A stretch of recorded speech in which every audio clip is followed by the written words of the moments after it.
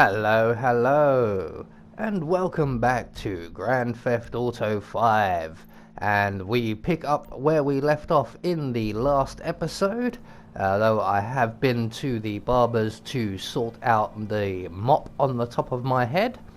And we are now going to go off and meet up with Simeon and hopefully get ourselves another job and make some money, as that is Franklin's main goal in this game, I believe, to get out of the hood, make himself a bit of money, go straight, maybe settle down and have a few kids. So we're going to head off over to Simeon's now, and as you may have noticed, I am driving outside of the car. I still haven't quite figured out how to get the controls to automatically switch to in-car when I step in. I've tried a few things and it just doesn't seem to be working. So here we are at the car dealership. I think I may have parked, a little bit too close to that wall there. So let's make our way around and we're going to go and speak to Simeon and see what sort of a job he has for us today. I believe it will be yet another repo job, as that is technically what we do at the moment. You're a racist. What? You don't like me because you think that I am an Arab. What? No. What are you talking about? Excuse Something me. like that. Wait. That wait, boy. I am his mentor. I am so proud of you. What do you mean, a mentor? Don't worry about that. Okay, so what you got for him? James De Santa. Some kid. He is already late on his payments, and I have this bad feeling that he will do more damage to the car than we can get back from him in the exorbitant interest rate payments, huh? Just go and get it. The house is on, Hampstead, off Eclipse. It's an SUV, huh? Some Rockford Hills daddy's boy nonsense. Don't worry about it. Try to bring the car back in good condition, huh? I got you, don't worry about it. It's so good to see you, my boy. Hey, good luck in law school, huh?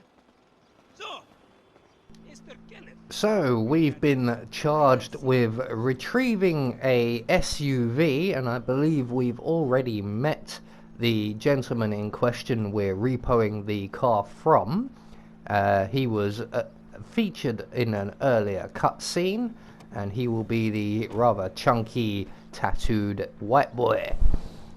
So we're going to head over and repossess the car. Let's see if we can figure out how to drive outside the vehicle without killing ourselves or anybody else.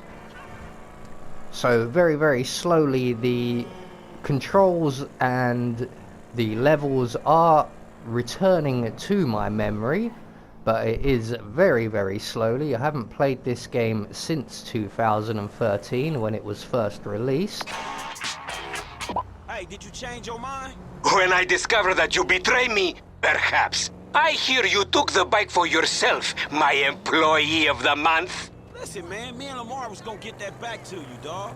Oh, I am sure. You will get this car off the daddy's boy, and then we talk. Insurance papers say they have a locked garage, so you'll need to gain access from inside the house. Man, it's never easy with you, is it, Simeon? Do not talk to me about easy, you thief.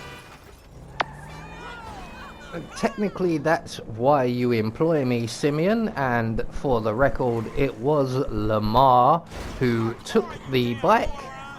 I was against the idea. I'm quite happy to do the job I'm being paid for. So here we are at the property in question. I'm just trying to find the little yellow marker that says park here. Here we go. So we need to break into this little mansion here and retrieve the car in question and return it to Simeon. So we're going to have to just sneak past the gardener here. There we go. So there is the garage with the car in it. But we can't get into the garage from the front here. So we're going to have to go through the house, I believe. And what I do remember from this game is the way into the house is through an upper floor window. So we're going to just climb up on this SUV. I don't know why they need another one. They seem to have many cars. No, Franklin, onto the roof. Onto, that's it, well done. Now up onto the roof of the building. There we go. So all we've got to do now is make our way into the house, sneak down the stairs without being spotted, and into the garage. Oh, there is someone.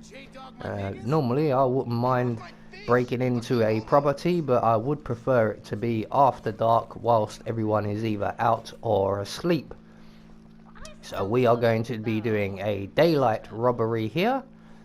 So we've made it past the kids, and if we look into the kitchen we can see the wife and possibly husband, although it doesn't look that way. It looks more like some sort of trainer. Let's see if we can get a slightly closer look at what's going on. So the garage is just off to our left somewhere. Let's hide behind this wall here. Press ourselves up against the wall, and we've been spotted. Don't worry, don't mind me. I'm just the kitchen inspector. Everything seems fine here. I will be on my way. So, not a great start, and luckily we don't have to drive all the way back here. We start in the house. So once again we are going to make our way downstairs and attempt to get past the two people in the kitchen and into the garage. Now what I didn't realise is if I go straight ahead towards the kitchen, there is actually a turning off just to our left, which would lead me directly to the garage. I have opted erroneously to go the long way because I'm trying to get a better view of the two people in the kitchen. And it's at this point I realise I can just scoot across the hallway and straight into the garage. Those two seem to be having rather a lot of fun there in the kitchen, practicing their tennis swing. I thought tennis was a pairs game, but you had to be on opposite ends of the court. He seems rather close. So there is the car in question. So we're doing well. All we have to do now is escape with our lives. So we're going to take it nice and easy on the way back. We don't want to damage the car. And we want to prove that Lamar is the loose cannon and we are the reliable employee. Hey, Simeon, I got the ride, man. I'm coming back. If you actually bring the repossession to me this time, I can have it back out on the street before the day is done.